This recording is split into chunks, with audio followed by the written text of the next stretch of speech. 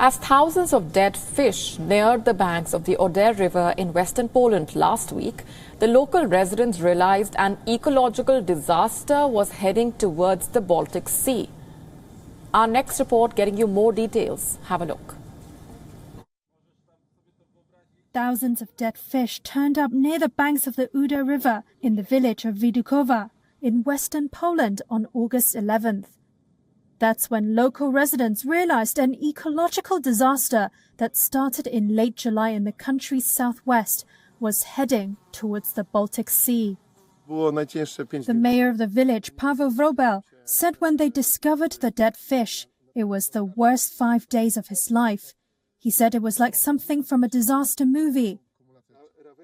With the help of the local community, he gathered dozens of pitchforks used to lift potatoes to remove dead fish from the river, which marks part of the Polish-German border.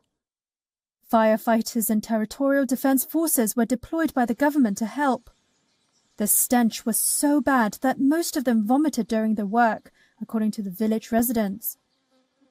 Despite numerous tests, it is still unclear what poisoned the Oder, which is Poland's second largest river. Researchers in Germany and Poland's climate ministry have pointed to a large overgrowth of toxic algae as a possible cause. The government began a crisis response, but many say this came too late.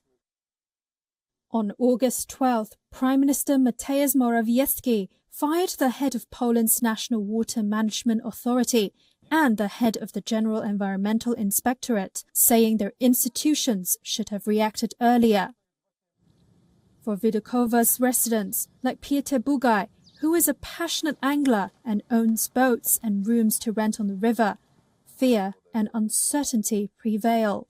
I was born by the Oder River. I have been an angler for 30 years.